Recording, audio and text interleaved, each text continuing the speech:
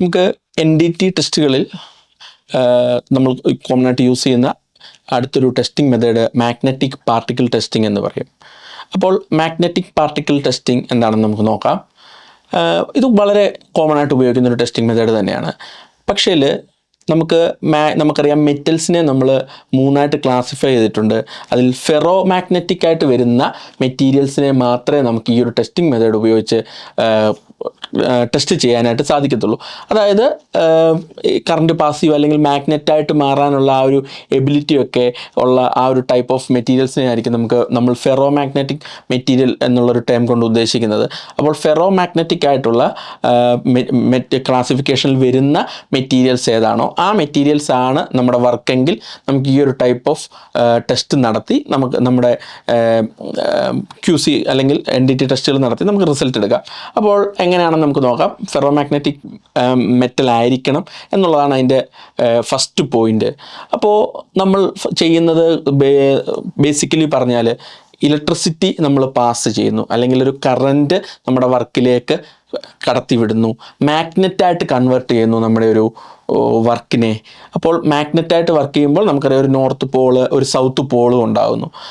അപ്പോൾ സപ്പോസ് നമ്മുടെ വർക്കിനൊരു ക്രാക്ക് ഉണ്ട്, ഒരു ഡിഫക്റ്റ് ഉണ്ടെങ്കിൽ ആ ക്രാക്ക് വരുന്ന പോയിന്റിൽ നിന്നും നമുക്ക് വീണ്ടും പോൾസ് ഉണ്ടാകുന്നു. അതായത് നമ്മുടെ വർക്കിന് കോമൺ ആയിട്ടൊരു നോർത്ത് പോള് ഒരു സൗത്ത് പോൾ ഉണ്ടായിരിക്കും. അത് രണ്ട് എഡ്ജസിലായിരിക്കും വരുന്നത്. സപ്പോസ് സെൻറ്ററിൽ ഒരു ക്രാക്ക് ഉണ്ട്, അവിടെ ഒരു ഡിഫക്റ്റ് ആണ്, ഒരു ഡിസ്കണ്ടിന്യൂറ്റി ഉണ്ട് എന്നുണ്ടെങ്കിൽ ആ പോർഷൻ വെച്ച് നമ്മുടെ വർക്ക് വീണ്ടും നോർത്ത് സൗത്ത് എന്നുള്ള രീതിയിലേക്ക് പോൾസായിട്ട് മാറുകയാണ് ചെയ്യുന്നത്.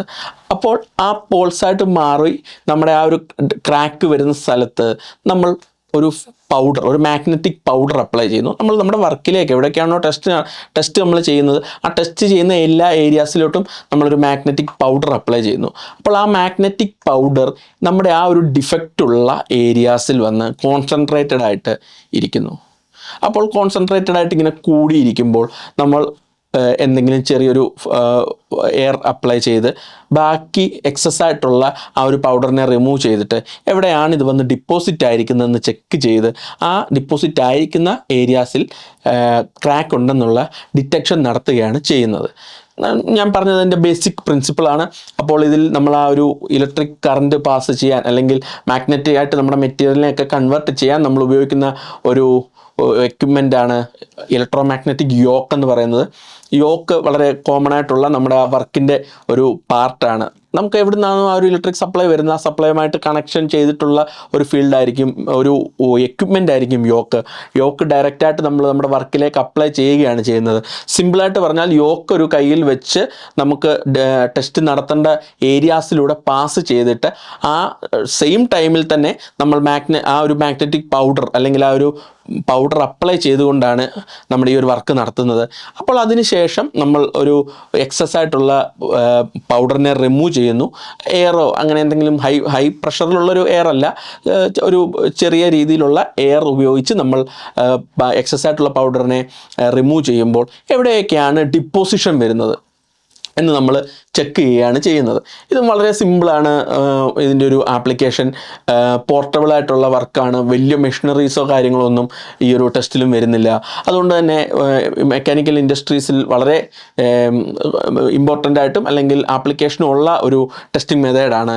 പക്ഷേ മെയിൻ ഡ്രോബാക്സ് ആയിട്ട് വരുന്നത് 2 ഡ്രോബാക്സ് ആണ്. ഒന്ന്, നമുക്ക് സർഫസ് അല്ലെങ്കിൽ സബ് സർഫസിൽ ഉള്ള ഡിഫക്റ്റുകൾ മാത്രമേ ഈ ഒരു ടെസ്റ്റിംഗ് മെത്തേഡ് കൊണ്ട് കണ്ടെത്താനായിട്ട് സാധിക്കത്തുള്ളൂ. വളരെ ഇന്നറായിട്ടുള്ള അല്ലെങ്കിൽ നമ്മുടെ ഒരു വർക്കിൽ വളരെ ഡീപ്പറായിട്ടൊരു കംപ്ലൈൻറ്റ് ഉണ്ട്, ഒരു പ്രോബ്ലം ഉണ്ടെങ്കിൽ ഒരിക്കലും നമുക്ക് മാഗ്നറ്റിക് പാർട്ടിക്കിൾ ടെസ്റ്റിംഗ് വെച്ചാൽ കൃത്യമായ റിസൾട്ട് ലഭിക്കണമെന്നില്ല. അതുപോലെ തന്നെ നമുക്ക് ഫെറോ മാഗ്നറ്റിക് ആയിട്ടുള്ള മെറ്റീരിയൽസ് മാത്രമേ നമ്മുടെ ഈ ഒരു ടെസ്റ്റിംഗ് രീതി കൊണ്ട് ചെയ്യാൻ സാധിക്കൂ എന്നുള്ളതാണ് 2 മെയിനായിട്ട് വരുന്ന ഡിസഡ്വാൻറ്റേജസ്. എന്നാലും എയറോസ്പേസ് അല്ലെങ്കിൽ ഷിപ്പ് പോലെയുള്ള മെയിൻ ആപ്ലിക്കേഷൻസിലെല്ലാം ഉപയോഗിക്കുന്ന വളരെ ഇമ്പോർട്ടൻ്റ് ആയിട്ടുള്ളൊരു ടെസ്റ്റിംഗ് മെത്തേഡ് തന്നെയാണ് നമ്മുടെ മാഗ്നറ്റിക് പാർട്ടിക്കിൾ ഇൻസ്പെക്ഷൻ എന്ന് പറയുന്നത്.